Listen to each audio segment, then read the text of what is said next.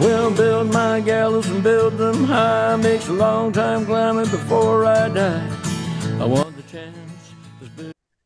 Hello, everybody. Welcome to Longbangers. I'm Mai. Morning, I'm Colin. How you doing? Not bad. There was a wee considered pause there for you, Colin, just for a second. Texting my wife. Were you? Nice one. Texting my wife. Good. Well, nice to have you here with us. Oh, I'm here. I'm not present. Aye, that's what it is. We've got a win to talk about, which is mental. Funny, I went to talk about after a game where we probably played the worst out of the 3 games we played this week. Mm-hmm. And we get a clean sheet and a win, which is really welcome. So I suppose we'll pick apart the game and then we'll go into the talking points. And then we're into the international break, so we've not really got a game to preview. What we're going to pick out as well, so for subscribers, and I should welcome the new subscribers this week as well. We've had a few, so welcome to the club. If you're a new subscriber, if you're not a subscriber yet, you can go to our Twitter and you'll find the link on our profile. Where was it going with that? We're going to do extra time, and we're going to have a wee retrospective look at last season's, or Lee Johnson's first summer transfer window, the one that kind of got absolutely slaughtered. And this is after Jared Tavares has had a couple of good games, so we're no jumping the gun too much, I think, and saying that's him as a great player and he will forever be good, but it looks like he is significantly better than everybody gave him credit for. It's great to see him doing well. And there's probably another couple that are in and about the team that probably fit that bill as well from our initial perception of them. So we'll have a wee retrospective look at that transfer window in extra time and have a wee bit of discussion about it. So if you're a subscriber, you'll get it on Wednesday morning. Back to yesterday, Colin. The starting lineup, any surprises for you? I don't think there was any real. I'm just going to go back and check it, right? But I don't think when I seen it there was any massive. It wasn't much different for Wednesday night, was it? Had Ewan dropped out and Boyle came in. That was sort of the main difference, really. And Lewis Miller came back in for Rory Whittaker at right back. Aye. So no real surprises then, I suppose. I'm just wondering if he's going one or the other with Boyle and Ewan now. So. Nah, I wasn't massively surprised when I seen it. No. Were you? I probably expected. I wasn't paying a lot of attention to it before it. I was busy up till kickoff, so I didn't really. I seen it and I never went, oh you fucker or anything like that. So that was my initial thoughts. Aye. I'm just thinking about the question. I'm thinking, you thinking it was a bit of a surprise? No, not at all. I think I probably would have expected Ewan to start, but I think for the same reason that Montgomery arrested Boyle on Wednesday night, I think Ewan's played a lot of football this season and probably could have done with a bit of a rest, and it was good to see him come off the bench. So I think Campbell probably warranted keeping his place, considering neither Doidge nor Lafondre were fit to come back into the team. So Campbell up with Vente made sense. Jair's done nothing to lose his place, so I thought that made sense to keep him in. And I think it was right that Miller came back. I'm not sure if he was dropped. Maybe it's a bit of a shot across the bows for how we lost the game against Aberdeen. You know, if that's maybe just Montgomery keeping him on his toes, saying, a guaranteed starter. And he played well yesterday, so if that's what it was, then I think it worked. So the actual game itself, what were your thoughts on it? It was a bit dull. But you know what? Like I've sat on here before saying, like, winning's what we go to football for, eh? Aye. And we need to start somewhere, because like the stats are getting drawn out saying 2 wins in 10 games he's been here and all of that, because we're not doing the only lost 2 games in 10. We're doing the only won 2 games in 10. Because of that. But if we win a couple, that'll soon turn round into saying he's only lost to Rangers and Aberdeen, or in the league to Rangers since he came here and all that.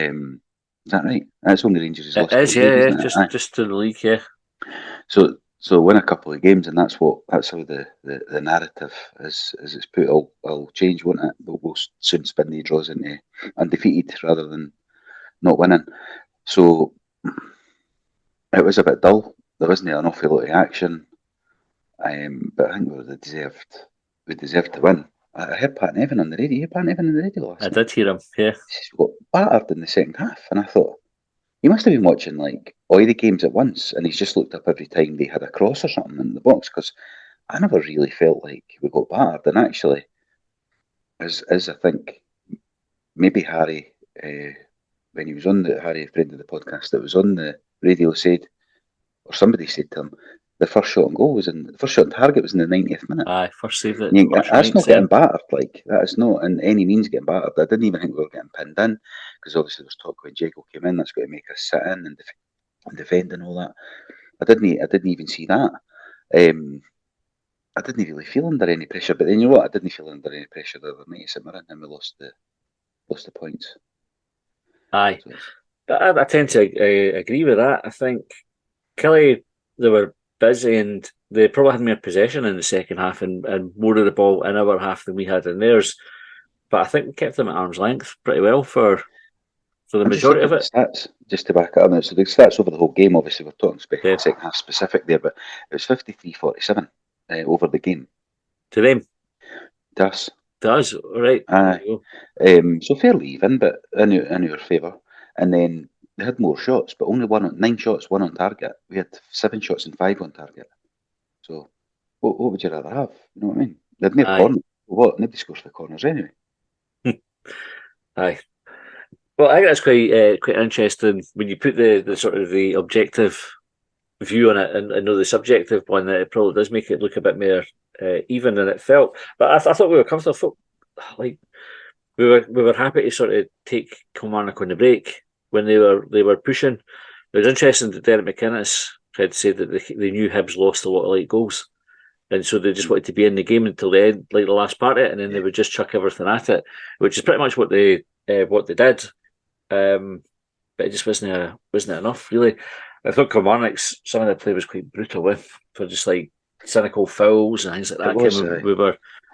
Tavares, especially, came maybe got the 3 players booked for just spinning away for them, and he's really good at that. Eh? Aye, he's done that at pretty much every game he's played. He just lets the defender come in the back of him and turns him. He always goes the same way as well. Aye, just didn't run into him. Eh? Just didn't go that close to him. Aye, if you're an opposition analyst doing this, it goes either way every time. He chops and changes it. Aye, if you're listening. In the first half, there was Boyle had a goal chopped off for offside.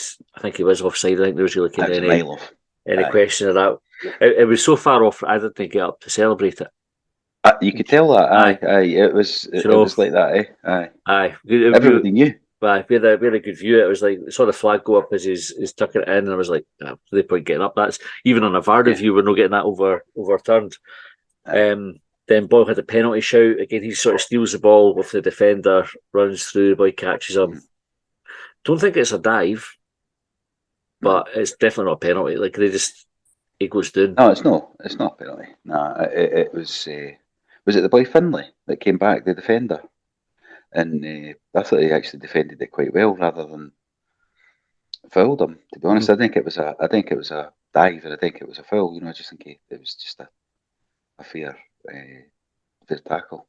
I thought that was all right. It's just that Boyle's got that reputation, and he tends to just fall down. But then he's only a wee guy, and he's running quite quick, and I don't know if that contributes to that because he is fucking tiny. I thought it was his momentum took him down because a wee bit there's like contact, but contact doesn't necessarily mean a penalty, as we've discussed before. Is it entitled to go down, isn't it? Is that not one of the rules? Well, or is it just sometimes that's one of the rules? I don't know. Sometimes, no, it's us. You need a proper. Can you lose a leg when it's us to get a penalty? Even that, they tried that yesterday, but didn't get one in. We'll come on that one. Oh, aye, we will. So we had that one, and then Boyle again wins the ball halfway, drives through. Boy tries to clean him out, stays on his feet this time, feeds Campbell. Campbell just slots it past the keeper. I heard Pat Nevin on the radio kind of questioning whether the keeper could have done better. It kind of goes straight at him. I never heard them say that. I thought that. I didn't think that. I thought it kind of went right through the goalie, actually. But it was a good goal. I would question the goalkeeper. but I generally do, don't I? Like most weeks, I feel like I'm saying that. I thought it was one of these ones, Ken, where they say if you get it close to the keeper, so they can't get down to it with their hands. Can I I get always their wonder feet? why the keeper doesn't just stick their foot out for it. That's what I No, would do. Just that's kick what the it. good goalies do. Aye. But it was a good finish. 2 goals in 2 games for Campbell. Uh, Campbell's an interesting one. He's got a great knack for popping up with goals. It does seem to Yeah, frustrate folk, though. I know. I don't. I'm not really. I, I, I just watching Neil McCann talking about it in the telly there, and he called him a central midfielder, but obviously he's playing up front. But is he? Is he playing as an extra midfielder, like what we've been saying to get? Could have an extra midfielder in there, and I think we've been better in the last couple of games, possibly because we've got an extra midfielder, Mm-hmm. but a midfielder that can score goals. I think he's. Because that's what he brings, isn't it? Folk have said he was a 10 and all that. That was his position and stuff when he was younger and all that. And that's what he was. Blah blah blah. And then obviously when he got in the team under I think Maloney, he just played him as a runabout and make tackles, which he was good at. But he's definitely got a bit of goal scoring about him, eh? Like he was one of the top scorers last season as well. Aye. And I think it's a handy knack for an attacking midfielder to have, is just to kind of pop up every now and again Yeah. every He nearly game. scored Is another what yesterday, didn't he? yeah. Goalie made a Um, good save. so it's good to see him in the team. Good to see him doing well. And I think it gives Montgomery something to think about once Lafondre and Doidge are back fit. We've also got like Melkerson coming back after the at the January window. I think he's actually back at the club before that. I'm sure their I think season you said that finishes the other night. Yeah. early, and he'll be back with the club next month. I think, could be wrong. So it's looking good. McCurdy obviously will be coming back as well. Like I think they were looking at the turn of the year for him being back involved. So that's something we end up with quite a lot of options Well, up front. feast or famine, eh? Because like Mm-hmm. at the moment you're looking going nobody. Like I was in the group chat yesterday, somebody was saying make a sub, and you're looking at the bench going, well, who are you bringing on? Aye, Like there's nobody. there's some defenders there, like pretty much. Aye. And Venti played yesterday despite being ill, I think, as well. That was the chat as well when he came off. I think Because he Montgomery was off signalled early. to folk that he hadn't been feeling well. And there was apparently a bug going around the team as well. I've kind of taken this from one of our ITK friends Mm-hmm. that passed on that information. So we'll take it as true, right? It Yep. could be bollocks. We've no fact checked it, but apparently there's a bit of a bug going around. In which case, it made the 3 points yesterday even more impressive. There was a penalty shout on Will Fish as well. Again for a corner. You talk about like the St Mirren game on Wednesday where we conceded from a set play. The referee gave a penalty on review. I have to say, Fish's one looked a lot more a stronger But claim than on Wednesday night. it's right up your end as well, wasn't it? It was Mm-hmm. right. So you would be looking right onto it. I've not seen I've not really seen a replay yet. I've just seen it at the time, and he definitely fell down in the same manner as the boy did the other night. But I've not Aye. seen the slow mo to see him getting grappled. You obviously had a better view of that. So I didn't understand. Like, did they ever said now? Did they say it went to VAR? Now here's what I think. Right, let me think about this. The ball stayed in play, right? Yep. I think what we need to do, we need to be a bit smarter. And I think they did do it the other night. I'm sure Joe Newell did it the other night. Kick the ball out. Right, because then when the ball goes out, then the VAR will check it. I don't think they like VAR checking while the ball goes up the other end of play, in case they need to go all the way back for a penalty.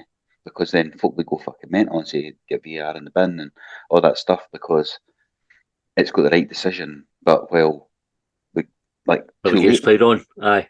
So I think we almost just need to kick the ball out and go right. We'll go and have a fucking look then. Aye. And get on at the referee. I think it's because it was the ball was still in play for too long after it. That's why they never. Because and you're probably right. Because if they're trying to review it on the fly while the game's in play, because they're meant to check everything, whether it kind of comes up on the screen that they're doing a big far review. They're kind of keeping an eye on the game as it's going. So maybe they've had a look at it and thought that's probably all right. But if like you're saying that they're doing that, knowing that they've got to kind of keep an eye on what's happening now at the same time, rather than just looking back at the incident. So if you knock the ball out and the referee asks them to check, you get that sort of forensic review. And it's like, let's fucking slow-mo it and check the different angles. And I think if they'd done that, that's what it's a penalty. It's frustrating, though, and I think from my point of view, where I get frustrated with it, it's just the inconsistency. Like, if we get done for it on Wednesday, you kind of go, right, fair enough, if that's the rules of VAR, you just got to suck it up. But it needs to be the rules of VAR for us as well. And we had another one in the second half where Joe Newell kind of gets cleaned out on the byline, just inside the box.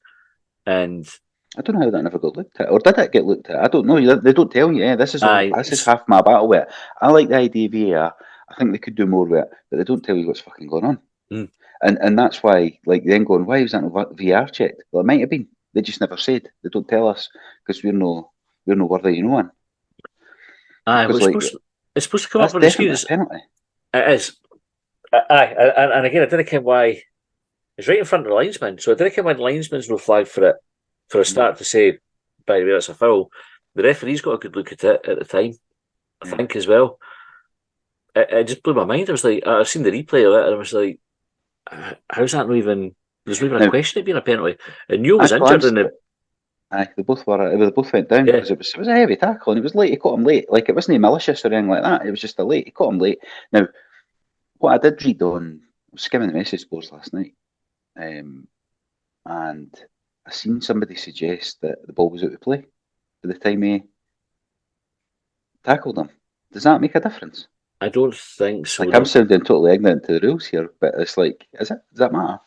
Nah, it can, right? Because if you think about, because you couldn't get a penalty if the corner hadn't been taken yet, for example, right? So you've taken the corner and somebody punches you in the face. It's just a red card. You don't get the penalty as well because the ball's not in play. Yeah. So if the ball's out of play and the guy fouls you, is that why? Nah, because if you think about it, how many times in a game do you see like a player going down the touchline and they get taken out late? Like, they played the ball. It doesn't matter where the ball ends up; they get taken out, and the free kick's given for it, and the another player will get booked to that. Fair enough. That's what I thought. That's what I thought. But it was when I started then reading that, and I went, "All right, well, it'd be true if it was like the throw-in hadn't been taken yet, and you get fouled, or you wouldn't get a foul. You would just take the throw-in, but you would get booked or red carded for." But I get it. It's still the same sequence rather than. I think it's before that. It's before the break and play rather than after. Well, there's the Rangers penalty last Sunday. The ball was out as the players are making quite a gliding. It was going in, or was it out? I think it was out. And I think that was argument with Vente last week as well, wasn't it? Or one of the points made with his shout. I think they give it. Well, Duke got one against us. It was right on the goal line. Aye, it was right on the goal line. So there's your precedent for it. Second half, it was a bit of a non-event for us. Like, we had a couple of chances. Tavares had a good shot that the keeper saved. It must have been a great save. I didn't think the keeper got anywhere near it. I just thought he'd shot just past the post, and then it was like a corner. I was like, fucking hell, it must have been a good save. Aye. Did we get a corner for that? We did, aye. I didn't think they would have saved it either. Nah, maybe took a nick off a defender or something, but I thought it was just a clean shot that had just gone wide. But keeper never complained about it. Normally they would, if they touched it. For everything, yeah. Aye. And we had it like a few times where we sort of threatened without, just like, we took the wrong option. There was like a couple of breakaways where there was one where we passed it off the back heel. Like, Campbell was running through and Tavares passed off his heel. Campbell tried to put one through to Boyle and hit the defender. It was like a bit sort of, let's break quick, and then just we picked the wrong option or didn't quite execute it properly. And then it was all about the defence. I think the only other notable thing was really Marshall pulling off a good but a save he should be making. Save. Good save in the last minute. It was a good save. Aye.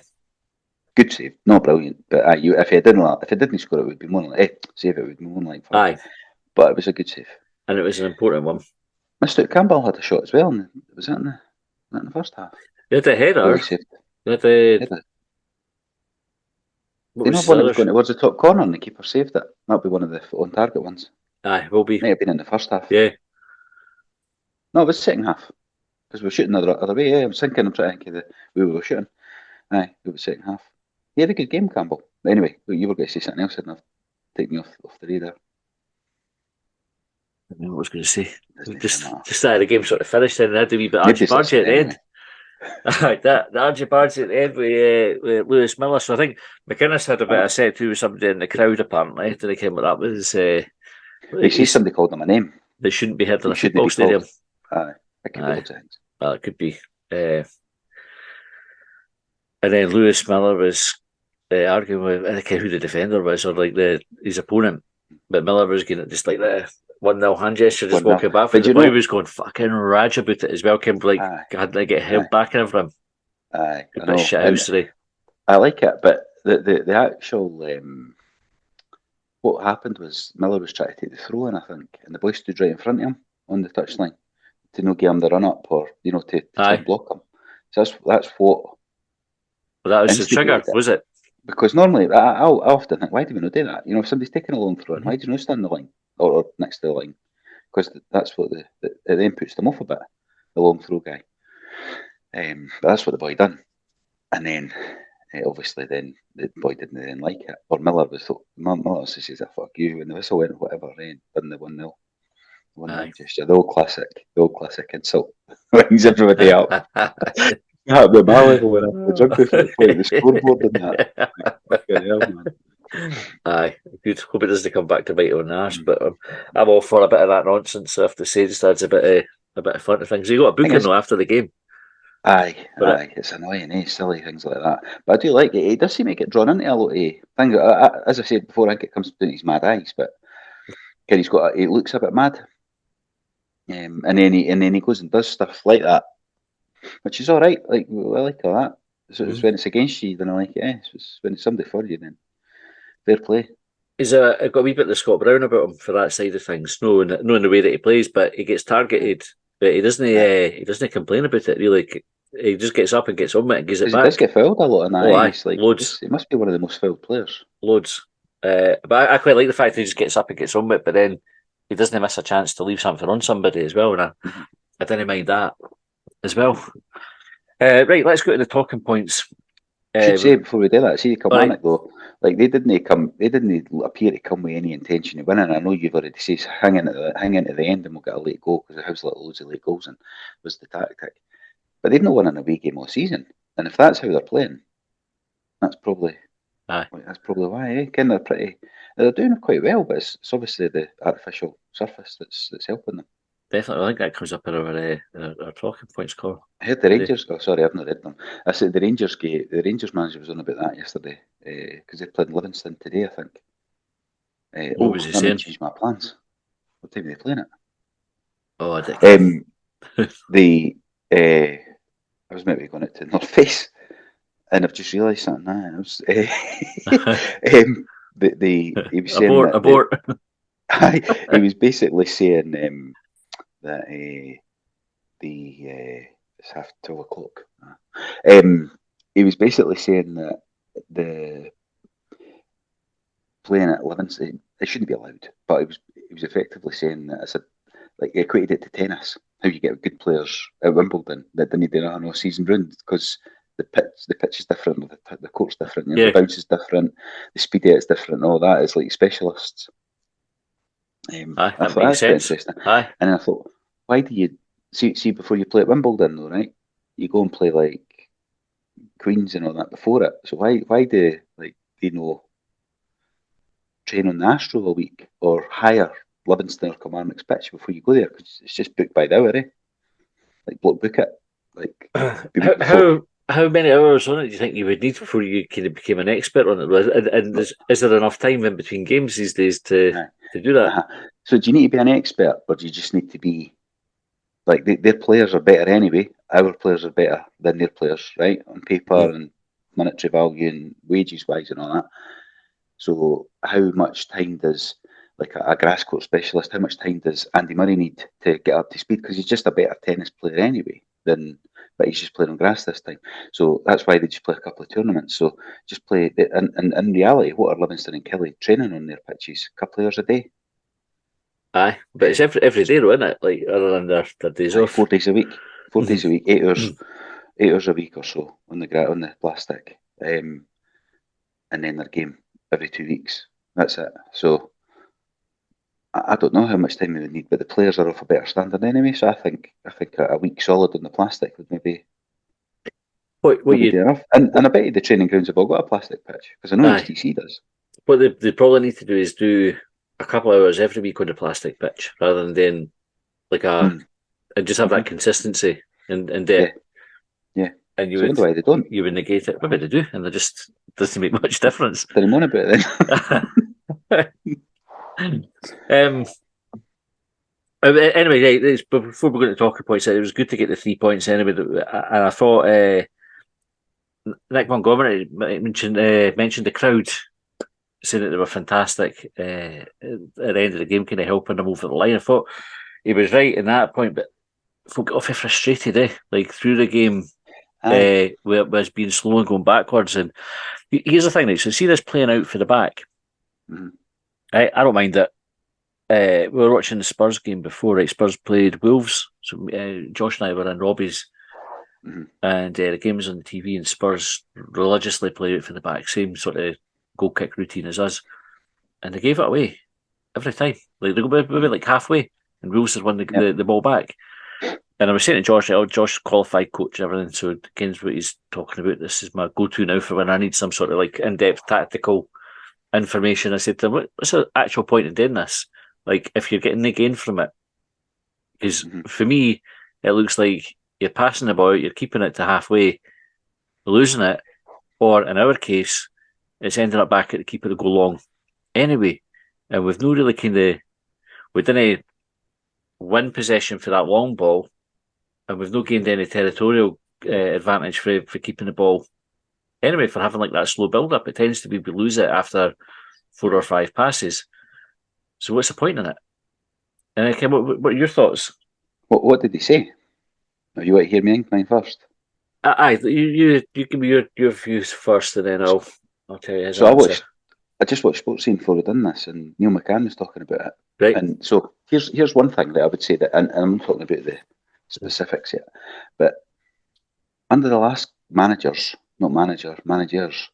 we were criticised. We moaned about not having identity and not having a style of play Yeah. and all that, right? So now we've got one, and we've got an identity, and we've got a style of play. We're like, no, that one, right? Mm-hmm. That's what I would say to that.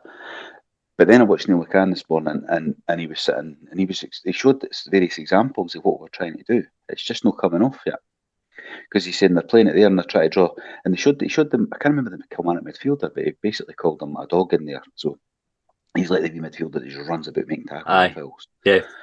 and he's a way out of position, way down here, waving at his because all we done was we played it a bit. He must have got dragged up to press, and then we had an easy 30-40 yard pass through the middle of the park to I think Campbell or Boyle. Aye. And the midfielder that would be there normally breaking that up, waving and pointing at his midfield, going, where the fuck are all yous? Because I'm away down here and there's nobody in there because that's his gap, eh? So Aye. he's probably I'm getting the blame on Monday for no being there. But it was like it's to try and draw players out of position and try Yeah. and create space to then get again. And he's saying it's creating space down the middle as well, like because we're and he also pointed Josh Campbell as a clever central midfielder, and that he's dropping in and then he's going wide. So if they take the Boyle goal, Boyle drops deep to pick the ball up in our half and drive forward. But Campbell goes out wide to drag a defender with him, but to create an angle for Boyle to have a pass. So if you've got clever footballers, and then it works. But also we probably need maybe better quality as well, and then that'll get the ball to the defensive place quicker. Because we're passing it about there, and folk are moaning about passing back to Marshall and all that stuff. But that's part of the fucking.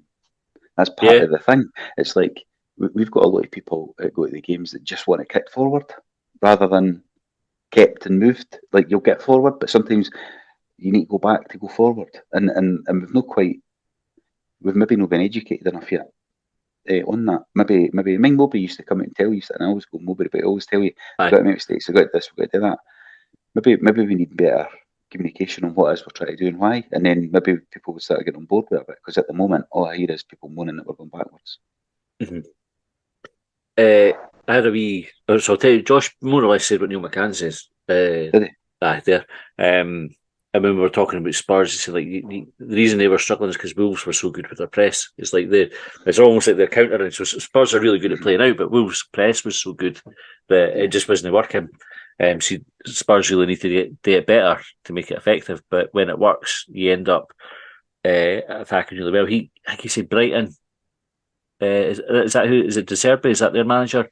I don't know, but Brighton do play they do that because yeah. He says they're like a great example, but they'll stop and just stand on the ball, yeah, and wait for somebody to come. Like literally, just stand still, just stop the game, and the defender will stand with his foot on the ball until somebody comes in, breaks the line, and then they play through them. It's like actually you've committed now, and they just pick them off. And we don't, but I had booing in that yesterday on real audible moans. Yeah, when we were taking too long and stuff. And it's like, well, we're winning here. Aye. I was saying there's a wee 6-year-old that was, by the way, 6-year-old that sits next to me. He doesn't always sit next to me. Sometimes his big brother sits next to me. It was great entertainment yesterday. He kept looking at me and go, Killie, you're fucking shite. You're shite. I was going, I don't know that good. And then he'd something else, and he would go, oh, fuck's sake. No, this goal kick again. Like, you're 6-year-old. But my favourite shout from him, I didn't care where it came from. It was midway through the second half. He just turned around to me and went, they're hungry little bastards. 6-year-old. I said to him, because I was like, how old are you? He says, I'm 11. I'm just really small. And I'm going, he's never 11. Like, and, you know, I asked him later on, and he was like, I'm 6. They're hungry. I was like, who are hungry little bastards? Where's that coming from? But it was chuckling away. But anyway, he was getting frustrated at the goal kicks. Oh fucking hell, no this again. It's like you're 6 weeks. But he's heard somebody saying that. Like, that's no definitely. I know. Behaviour. Yeah, it kept me entertained all game. Anyway, right, the talking points, which I think I was going on about 10 minutes ago before we started talking about actual tactics and that call. What the fuck are we doing? Kevin Mills said, not the best, but a hugely important 3 points. Absolutely agree. I think that probably you could just summed up this podcast just by saying that. We didn't need to spend 40 minutes talking about fucking chances and goal kicks. We could have just said, it wasn't great, but we got the 3 points. Exactly. Jeff Ashton said, thought a few looked leggy in the second half, but understandable given the amount of games recently. Disappointed that Levitt wasn't on it today generally, but a clean sheet is a clean sheet. Defence were rock solid. On the defence, Rocky Bashiri I thought was absolutely outstanding yesterday. He never put a foot wrong. And we were talking before we started recording about him getting a row for getting fouled for the referee. The referee thought was hopeless yesterday anyway, right? And I fucking moan about referees anyway. I thought he was particularly bad. He booked Campbell for one of these ones where the player tries to foul and they miss him completely. Campbell had one of those and he got booked for it. But didn't he do the Kilmarnock boy for that, by the way? Aye. That's he's already on a booking. Was he? So it would have been the red. That's probably why he's not done it. Which you can't do that. That's not fair. Aye. Levitt was all right. He gave the ball away a couple. There was one pass in the first half where I think it was the first half. No, second half. A couple of times he just passed it to, and there was nobody even there. It wasn't even like you're going, oh, he's trying to get to him. He's not moved. It was just in the middle of middle of space. He tried to find Rocky, but he was about 10 feet short with the pass, and it allowed Killie through to counter on us. That was probably the worst of them. But I don't think he had like a bad game. He was maybe maybe a 7 out of 15. Aye, he done the same way. There was one where Yuan got right back and covered on the goal line. He tracked back and Levitt just turned and passed it in the midfield, and there was nobody there. Like, it was empty. There was nobody there. And then they broke forward, and Yuan got back behind. I remember that one. Full back to sweep it up. So that was good because obviously Yuan doesn't track back, but also you hear Levitt doesn't get the ball away. So it's almost like it was an interesting challenge to the perception. Aye, these things, it's like a paradox. Can it happen? 150k in Hanlon Hill said 3 sheets and a clean fucking point tonight. Yep. Clean points. You can't beat a clean point. Clean point, I know. Pat Fry's image said, enjoying the new approach, but really need to get players back up to allow us to keep the pace up through the 90 minutes. Happily take the 3 points going into the break. Another fucking break. Another fucking break. It's a nightmare for fucking podcasters, eh? Like, well, what we got to do next week?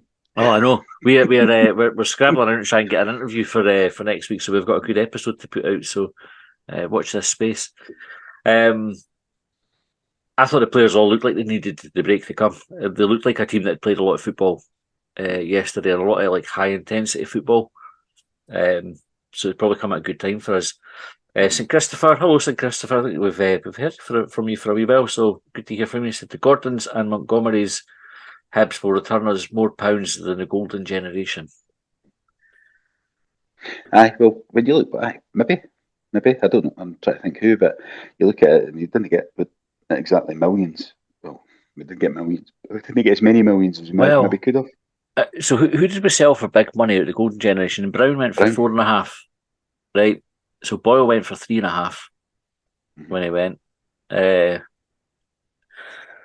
Thompson. Other than that, you're talking like 1.5 million and all that. Came for Thompson, O'Connor, 2 million maybe. Riordan went for fuck all. Murray went for fuck all. Caldwell went for fuck all.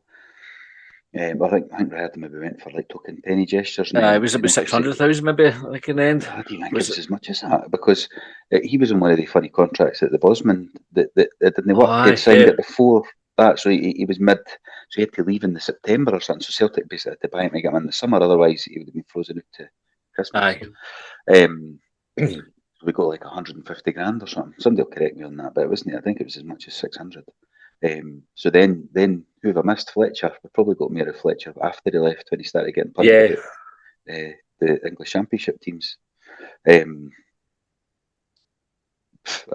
Really, when you look at it was a golden generation. It would have been brilliant to keep them together, but we didn't really make much money with them.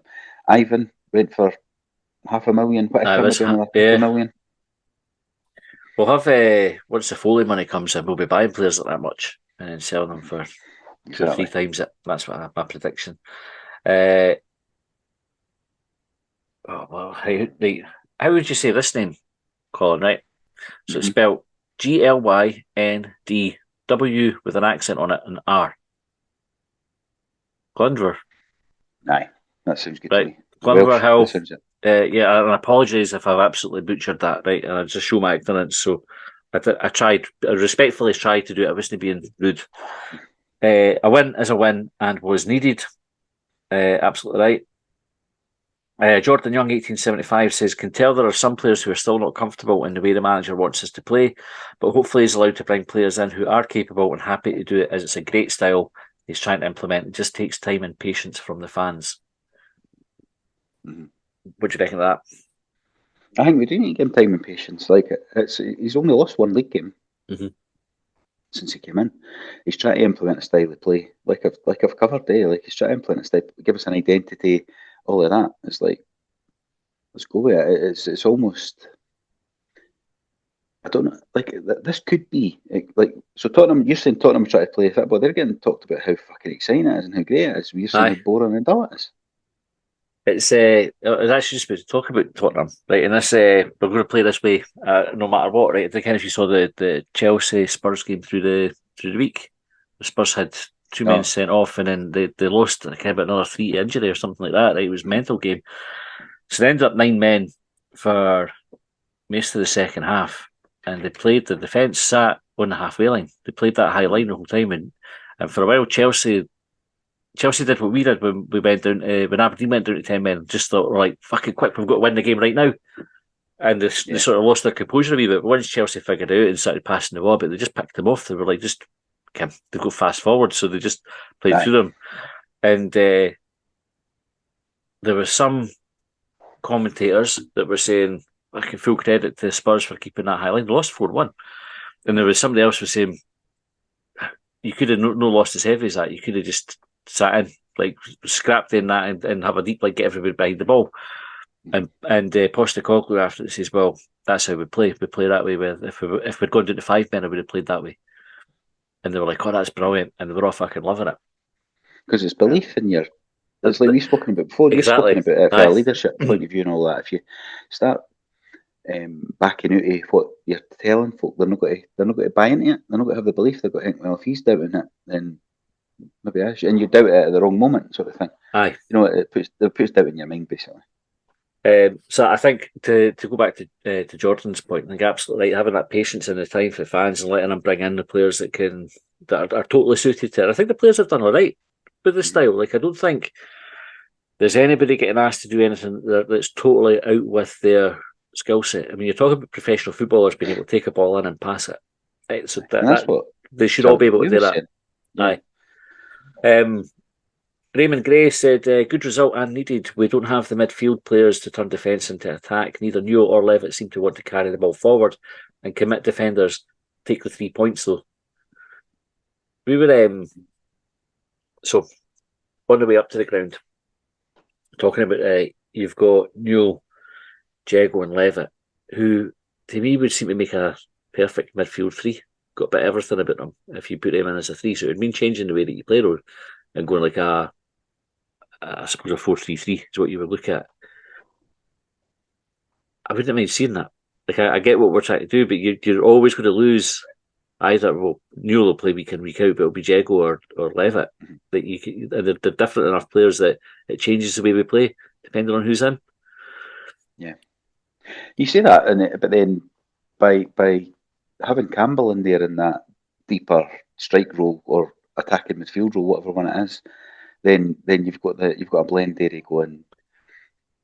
If it was Jago, Newell and Campbell, you could argue then you've got a bit of blend there as well, and you've not got the passer like Levitt is, but you've got the Newell that can drive forward and make passes, make tackles, like that gets up and down a wee bit. You've got Campbell that can score goals, create and help create stuff, and then you've got Jago that can break play up. Aye, that's a good point. I love watching Levitt. I have to say, like, he's one of my favourite players in this team. I just like the way he strikes the ball, like the way he just deals with the ball. It's good to watch. Mm-hmm. I would have him in my team. Neil Boyle said, played better and not won. Successful teams have to learn to win when they're not at it, and we've done that today. Been a hard week for the players, and now rest and get a better performance in 3 points for Dundee. Let's kick on now. Dundee had a great result at the weekend. Like they've 4-0 against St Mirren. Yeah. And they're doing well. Bubble burst. Well, maybe Motherwell's definitely has. You see there, since they've taken 2 points for 21. I think I read this morning. I don't know what would be like fucking Captain Hindsight, but I'm sure I said Motherwell, like that bubble will burst. I think they were ever good enough to sustain it, and I think the same will happen with St Mirren over the course of the season. I think they've had a great start, and no disrespect to them, but I don't think they've got it to. Famous last words there, but to see out the season, I think they'll get found out as well. Stephen Lumsden said, listen to Montgomery's interview after the game. By the sounds of it, we've got some sort of bug that's been floating around since Ross County when Jago was sick. Probably explains how lethargic we look. So 4 points from 6 is very good considering. I was making that point on I think it's my Hibs Observer column. If anybody's not read that, if you didn't subscribe to the Hibs Observer, you can go look at the wee piece on there. But saying that for all we were frustrated with the draw on Wednesday night, I think ultimately you look at the team that Montgomery had available to him, and he should be getting credit rather than criticism for how the performance that he managed to get out of them. Aye, that's it. It totally skews how you feel about the game, but actually we've done really well, and I think Stephen's point there is bang on. That 4 points from 6 is really good when you consider the nick of the team. Baz says, great 3 points, should have scored more, very comfortable until the last 10 minutes. Has Venti got a fitness issue? He's a good player with his touch, vision and movement, and probably should have notched with his header. I think Venti was ill yesterday as well. I think we mentioned that as well. So before that, he's only played 90 minutes once, I think. So. Aye, that was in the derby, wasn't it? It's interesting. I know. I think we've spoke about it here before, but Montgomery said he doesn't need 90 minutes flat out for players, but if he can get 70 minutes flat out for them, he'll just put a sub on. And I wonder if Venti's one of the ones that he's asking a lot of because of the position that he's in. And so that's why he's getting subbed off. I know it frustrates folk, because round about us, folk were not just yesterday, but in previous games, because that's sort of like our talismanic striker, really, like the big money signing. Yeah. And when we need a goal, he's getting taken off. It's an interesting one. And he doesn't take off Newell in that, who's probably doing more running in the game. that position just generally does, doesn't it? So. JK 1976 said, we've played far better and drawn many games in the last 2 months, but who cares? Actually, nice to win ugly for a change. Massive 3 points heading into the break. Jair, by the way, what a turnaround. We put a wee tweet out just to say, has there been a player, or can you remember a player that's had a bigger turnaround than Jair? Off the top of your head, Colin, who would you say? No, well, Josh Campbell done no bad for a while. He was in the mix for Player of the Year and all that, wasn't he? Aye. And he was written off. But I mean, for total, like at the start of the season, playing in the what was he playing? He was playing against like Trinity Juniors and that. Aye. And folks saying I wasn't even that good. He wasn't even getting into the development squad for a period. I think completely out of the picture.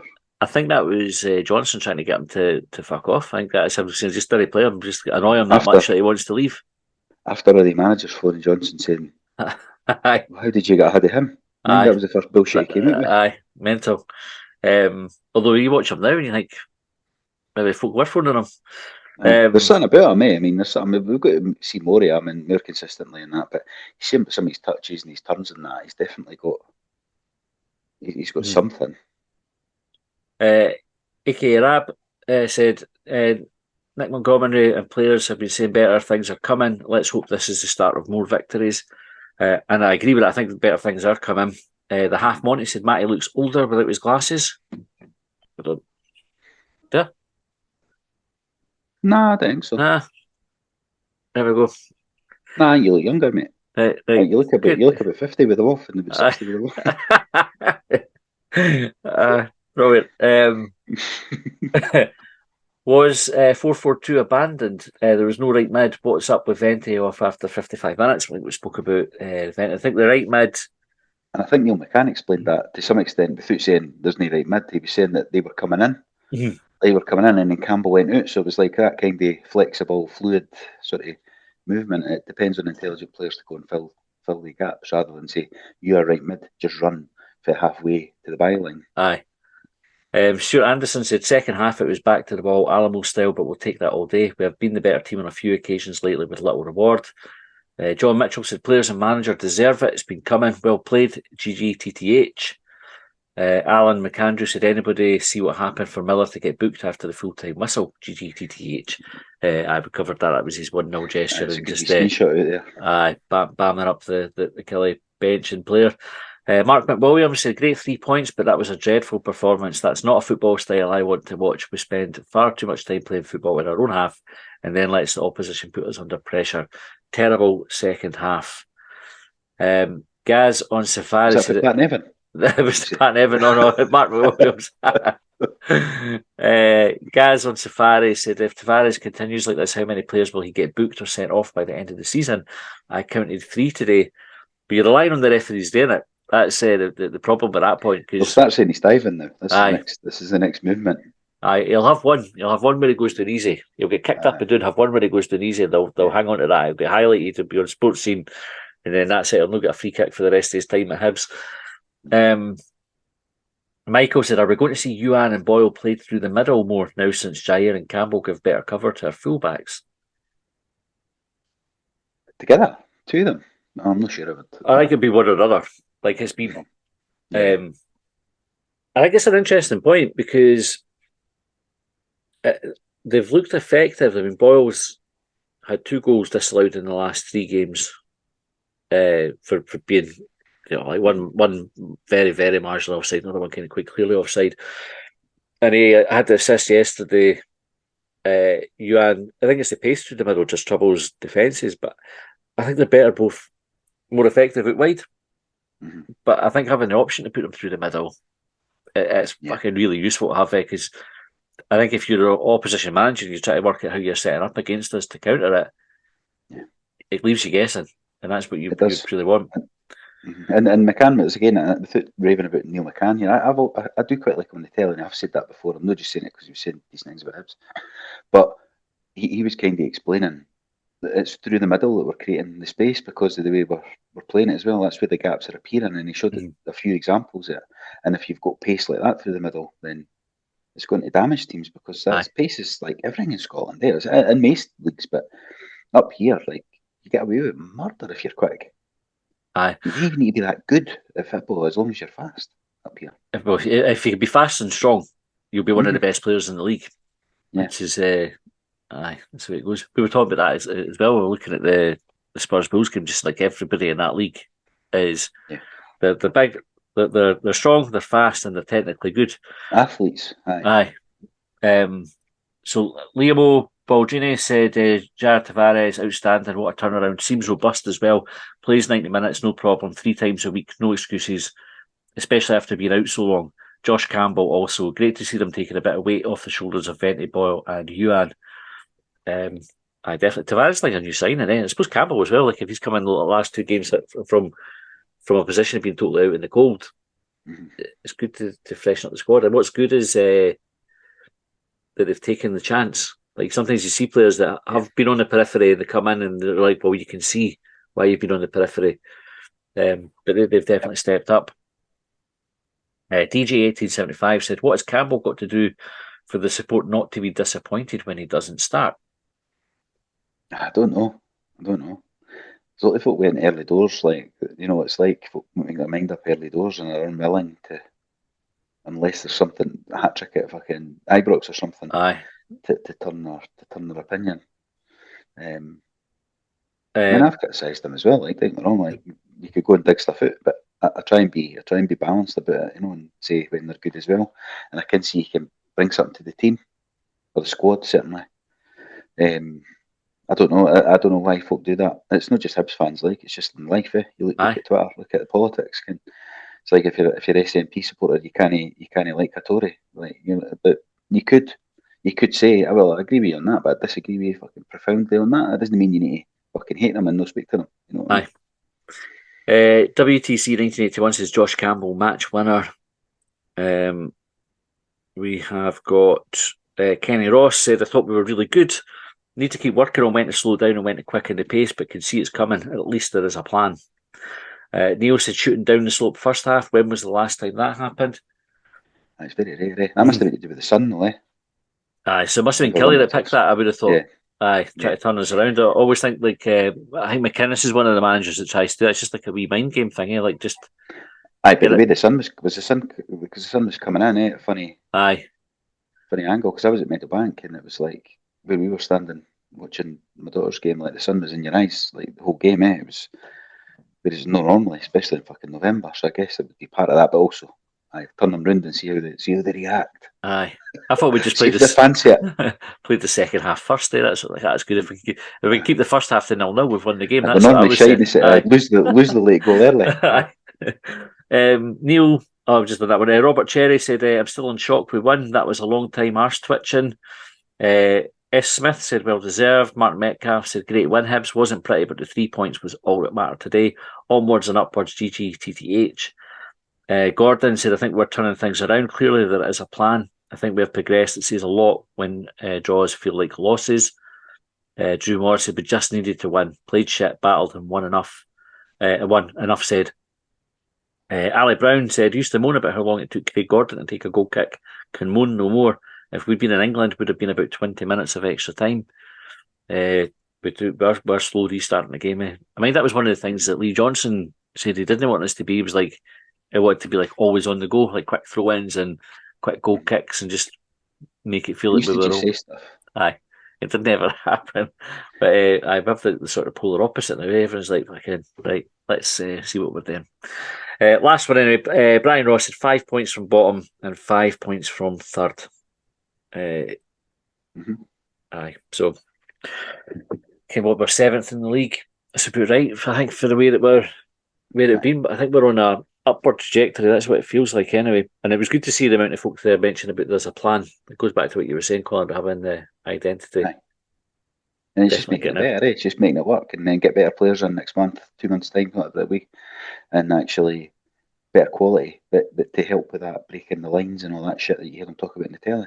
Aye, it was. I don't even care what that means. Nah. I just hear it said. What lines, eh? There's like the halfway line, there's the No 18-yard lines. box No. and that, Anyway, right, that's us. I think no game to preview. So no score predictions or anything like that. We're going to the international break, but we will keep you up to date with content, especially if you're a subscriber. You've got some good stuff coming your way. Thanks very much for all your talking points. Thanks for tuning in, and we'll see you next time.